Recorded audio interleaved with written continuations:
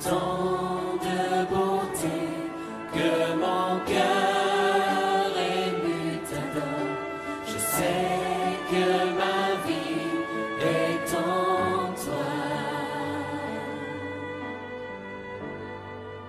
Et me voici pour louer, me voici à tes pieds, me voici pour dire tu es mon Dieu, car tout en toi est bonté, tout en toi est grandeur, tout en toi est merveille pour moi.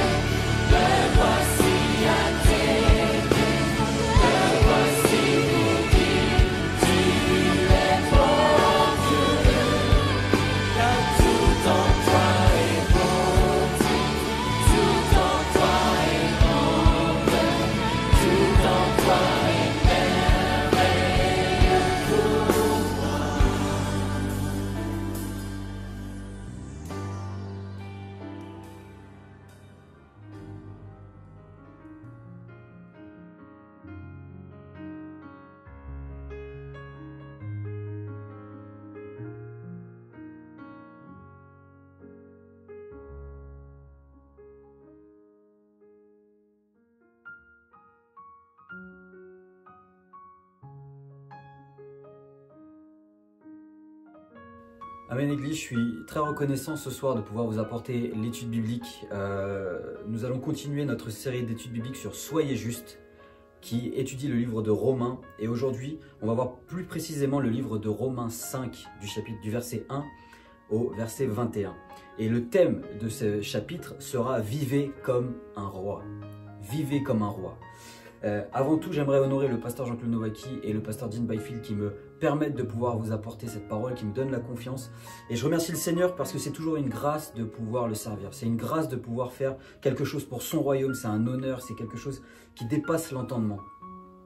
Amen. Avant d'aller plus loin, j'aimerais qu'on prie ensemble. Seigneur Jésus, toi qui es grand et digne de louange, Père éternel, conduis-nous, Seigneur Jésus, dans cette étude biblique de ta parole, dans cette étude, Seigneur Jésus, sur Romains 5, Seigneur Jésus, qui nous parle de la justification, qui nous parle de points importants sur notre salut, Seigneur Jésus. Montre-nous les clés, montre-nous les choses profondes, les choses que tu veux dire à ton peuple aujourd'hui, Seigneur Jésus, ce que tu as voulu nous enseigner, Seigneur Jésus, au travers de l'apôtre Paul, Seigneur Dieu Tout-Puissant.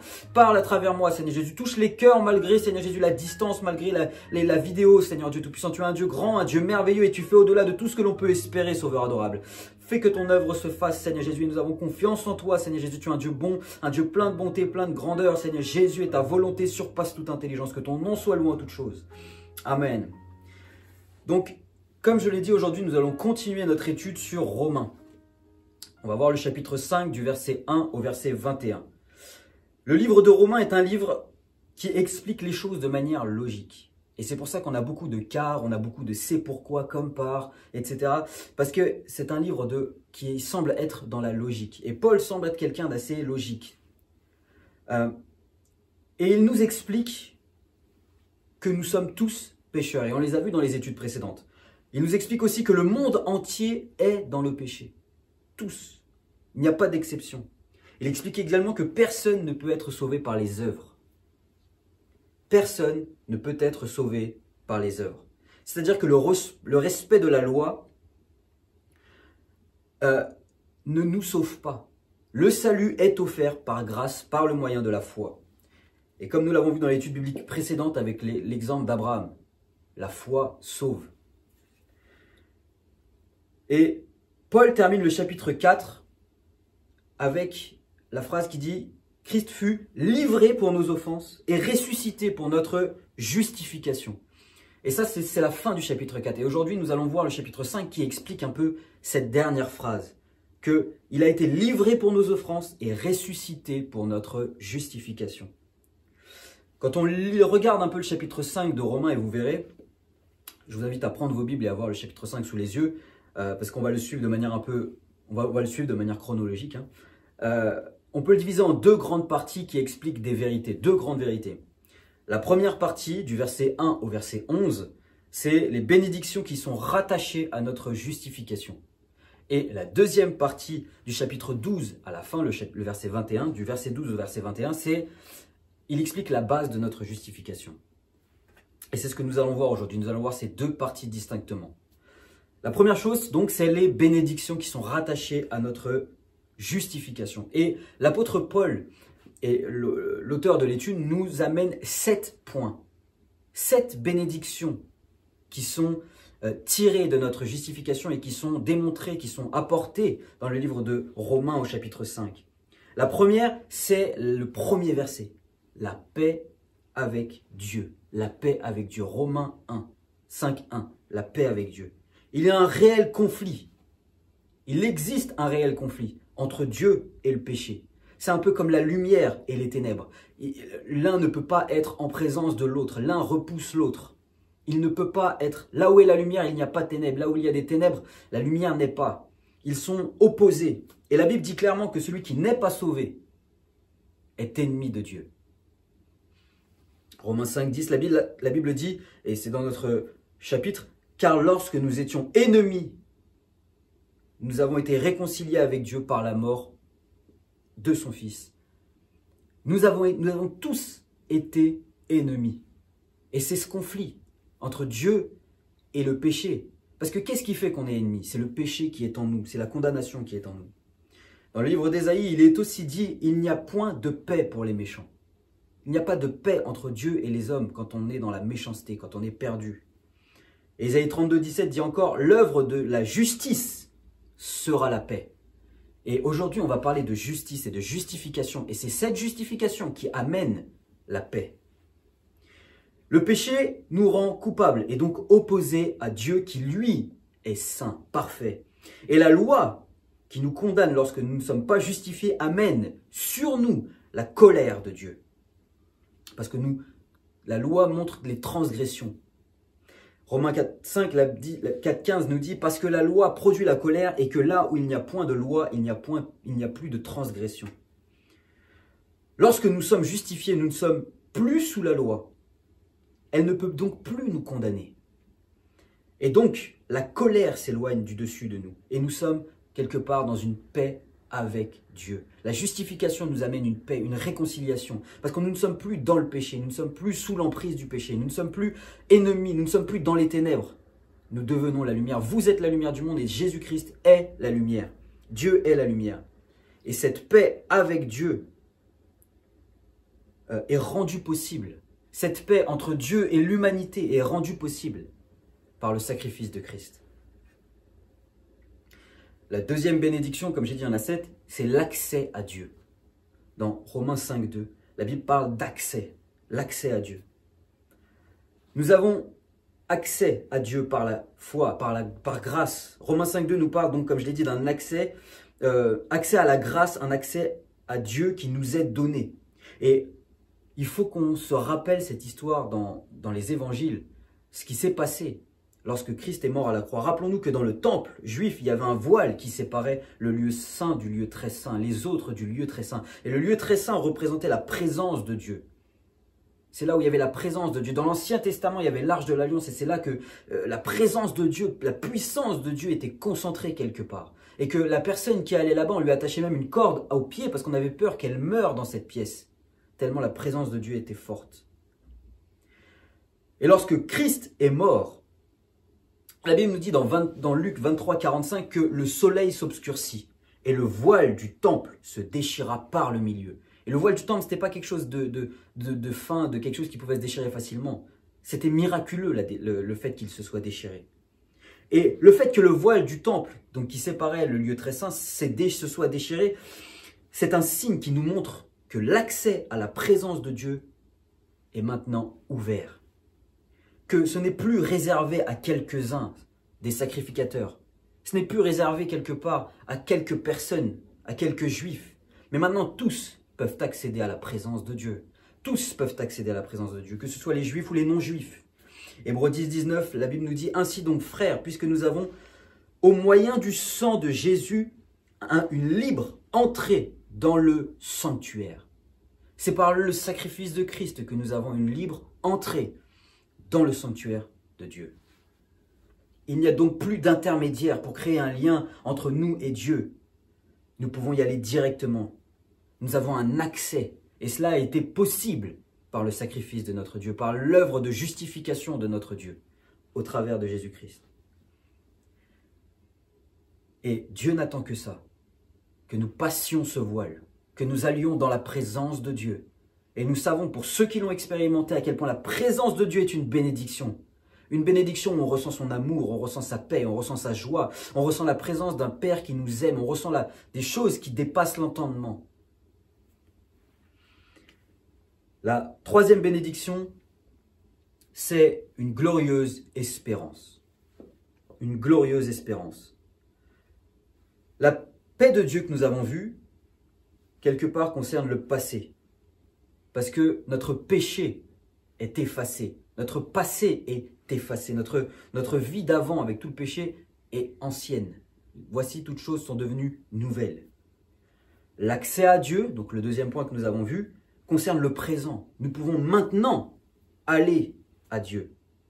Et l'expérience de la gloire de Dieu concerne un futur. Parce que Dieu revient et nous changerons. Nous aurons un corps glorifié, nous expérimenterons la gloire de Dieu lorsque Christ nous prendra avec lui, lorsque nous vivrons vraiment et que nous redeviendrons ce que Dieu nous avait prévu que l'on soit, que nous soyons de nouveau couverts par la gloire de Dieu, que nous héritions du royaume des cieux. Nous verrons et nous expérimenterons la gloire de Dieu, nous jouirons de la gloire de Dieu. Et c'est une joie pour le chrétien de savoir que nous avons cette expérience, que nous avons la gloire de Dieu qui nous attend. Donc lorsque la justification de Dieu est appliquée dans notre vie par la foi, nous avons alors la gloire de Dieu qui nous couvre. Et cette gloire qui a été perdue par l'humanité avec Adam, parce que Adam et Ève étaient couverts par la gloire de Dieu, mais lorsqu'ils ont péché, la gloire s'est en allée. Et ils se sont même vus nus. Et donc, ils ont perdu cette gloire, mais cette gloire est restaurée par la justification que nous obtenons par notre Seigneur Jésus-Christ. La quatrième bénédiction, c'est le caractère chrétien. Et le caractère chrétien évolue. Et c'est une grâce. La Bible dit dans Romains 5, 3 et au verset 5, chapitre 5, verset 4, « Bien plus, nous nous glorifions dans les afflictions, sachant que l'affliction produit la persévérance. La persévérance, la victoire dans l'épreuve, et cette victoire, l'espérance. » La justification ne permet pas d'échapper aux épreuves de la vie. C'est pas parce que Dieu nous sauve que notre vie sera facile, que nous n'aurons jamais de difficultés. C'est un mensonge de dire ça. C'est une tromperie de dire ça. Jésus-Christ même nous dit dans Jean 16, 33, « Vous aurez des tribulations dans le monde. » On ne peut pas y échapper. On ne peut pas y échapper. Il faut s'enlever cette idée de la tête. Et le mot tribulation vient du latin tribulum, qui était à l'époque de Paul une pièce de bois garnie de pointes utilisée pour battre le blé. Et quand on frappait le blé avec ce tribulum, ça séparait le grain de la paille, on appelle ça de la balle. Et lorsque nous nous appuyons sur la grâce de Dieu, les tribulations qui viennent contre nous enlèvent ce qui est mauvais et nous fait garder que ce qu'il y a de meilleur, que l'essentiel. Et c'est en ça que nous, chrétiens, nous avons une grâce, c'est que toutes nos tribulations, toutes nos difficultés concourent à notre bien. Dieu nous couvre, Dieu nous guide. La main de Dieu est alors sur nous lorsque nous sommes justifiés. Et notre vie, notre caractère évolue. Et notre persévérance a un but. Notre endurance a un but. Nous ne souffrons pas pour rien. La tribulation développe le caractère chrétien. Elles font partie de la vie du chrétien tant que nous sommes ici-bas. La cinquième bénédiction, c'est l'amour de Dieu en nous. Nous sommes tous chrétiens dans l'espérance du salut. Et notre force dans cette espérance, donc cette attente, c'est l'amour de Dieu. C'est l'amour de Dieu qui nous donne la force de continuer. Parce que cet amour se manifeste en nous. Cet amour se meut en nous. Et c'est ça qui nous donne la force d'avancer, la force de continuer. Cet amour nous remplit d'assurance. Et nous rappelle que Dieu nous aime et qu'il nous a préparé une place. Et cet amour que nous ressentons tous les jours nous rappelle que c'est réel. C'est quelque chose de vrai. C'est quelque chose qui va arriver. On le ressent aujourd'hui. Il nous donne l'assurance et nous permet de continuer, nous permet de persévérer et d'espérer. Savoir ce qui va arriver et être sûr de ce qui va arriver aide à tenir. Il y a une histoire racontée par l'auteur qui nous explique qu'il avait un ami qui avait été gravement brûlé. Et on a dû lui faire plusieurs opérations. Et ce sont des opérations qui sont douloureuses. Les opérations de brûlure sont douloureuses. C'est des choses qui sont vraiment difficiles à endurer. Et il dit que ce qui a permis à cet homme de tenir bon, c'est parce que les médecins lui ont dit que ça allait s'arranger. C'est qu'il savait dans son cœur qu'il allait aller mieux. Et donc il endurait parce qu'il savait qu'un jour il sortirait de là. Il endurait parce qu'il savait que c'était pour son bien. Il endurait cette vie, il endurait ce monde, il endurait ces difficultés comme nous aujourd'hui nous endurons cette vie. Parce qu'un jour, nous avons l'espérance du salut. Un jour, nous savons que cette vie, que ces difficultés prendront fin et que nous rejoindrons Dieu dans un royaume qu'il nous a préparé, un royaume où il n'y a plus de douleur, plus de souffrance, où il n'y a plus de toutes ces choses qui sont là sur terre et qui nous font tant de mal. Alors, persévérons, persévérons. Et c'est notre bénédiction d'avoir l'amour de Dieu en nous qui nous aide à avancer dans cette espérance. Avec cette bénédiction que Paul énumère, on se rend compte que là, avec ce que j'ai dit, on a développé les 3 premiers traits du fruit de l'esprit.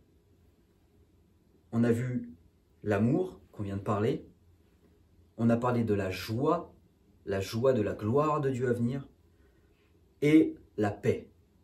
Et ce sont les traits principaux, les premiers traits qui sont mentionnés pour les fruits de l'esprit. Et c'est une bénédiction aujourd'hui. Une bénédiction pour nous qui sommes chrétiens.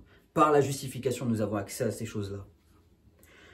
Le 6e point, c'est que nous sommes sauvés de la colère à venir. Parce qu'il y a une colère qui vient contre ceux qui ne seront pas sauvés. Romains 5, 9, à plus forte raison, donc maintenant que nous sommes justifiés par son sang, serons-nous sauvés par lui de la colère. Nous échapperons à la colère de Dieu car nous sommes réconciliés avec lui.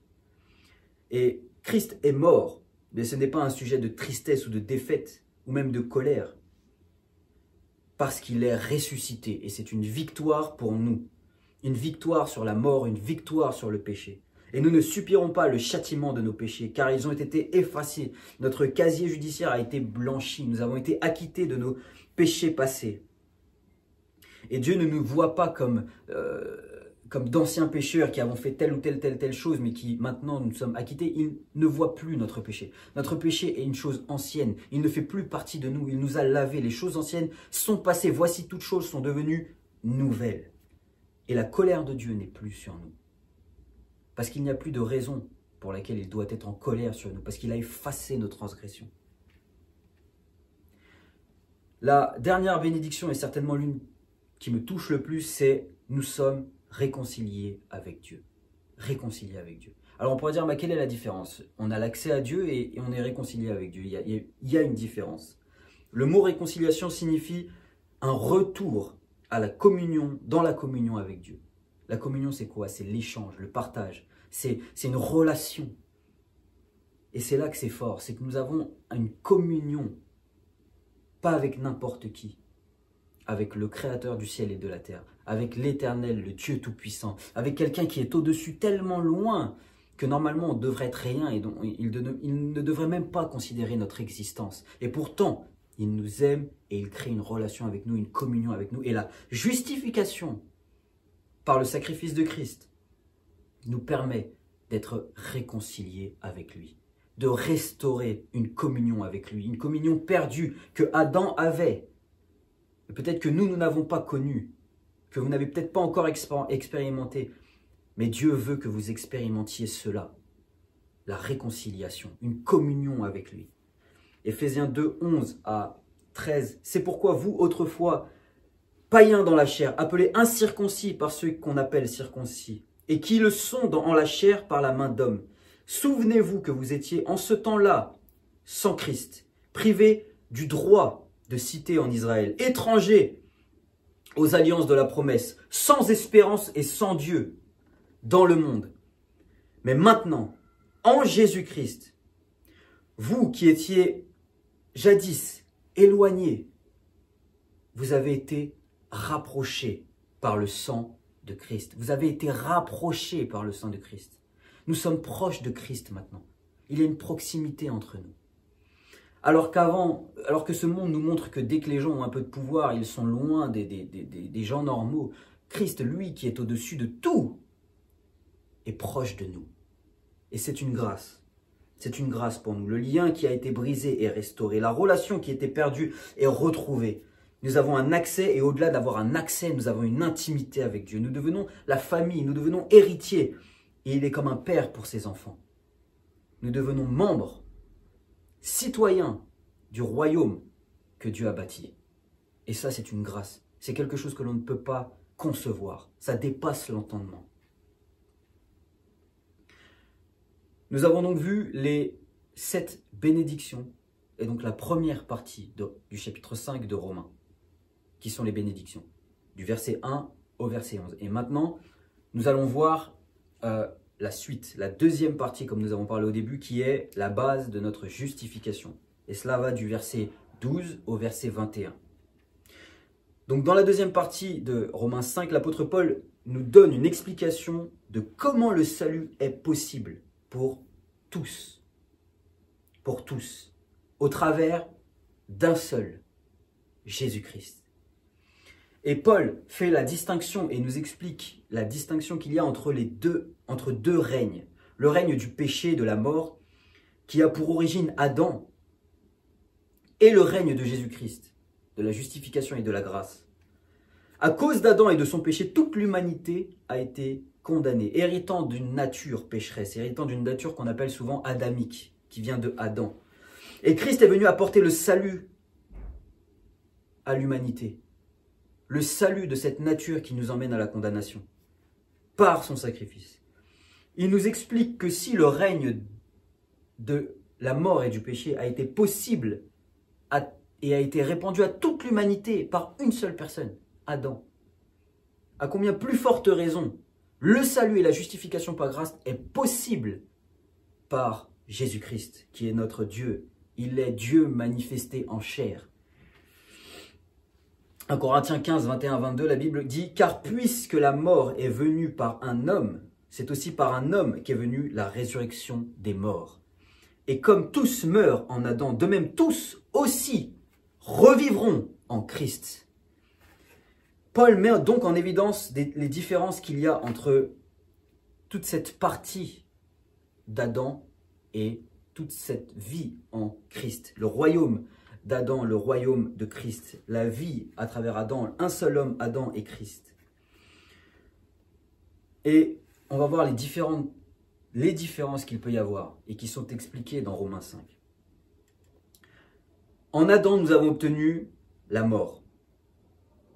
Mais en Jésus-Christ, nous obtenons la vie. C'est peut-être l'une des principales différences. C'est la chose la plus importante. Et par Adam, la nature du péché qui est sur nous, nous a donné la mort, mais la mort qui veut dire le jugement et la condamnation.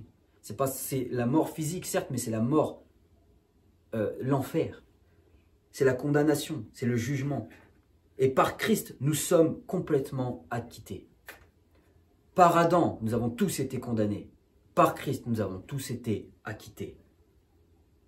Et la condamnation est effacée. Le jugement, lorsqu'il viendra, nous serons acquittés. Christ dira, j'ai payé pour eux. Le sang a été versé pour eux. Ils n'ont rien dans leur casier, parce que j'ai payé pour eux, j'ai effacé leur transgression. Au verset 17, Paul fait mention de Adam et de Jésus-Christ, mais plus encore, il parle du règne de la mort. Il cite vraiment le règne de la mort et le royaume de Christ. Car la mort a régné, et cela a été mis en évidence dans la parole de Dieu par la généalogie d'Adam dans Genèse au chapitre 5. Quand on lit Genèse au chapitre 5 et on voit la généalogie d'Adam, on voit à la fin de chaque personne, puis il mourut. Un tel, puis il mourut, puis il mourut. Ils sont morts.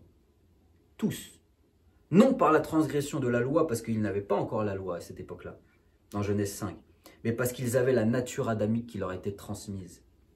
Et donc la mort a régné. La mort a régné. Mais en Jésus-Christ, nous ne sommes pas seulement sauvés d'une mort physique. Ce n'est pas ça que nous cherchons. Mais nous obtenons la vie éternelle en lui et nous régnerons avec lui.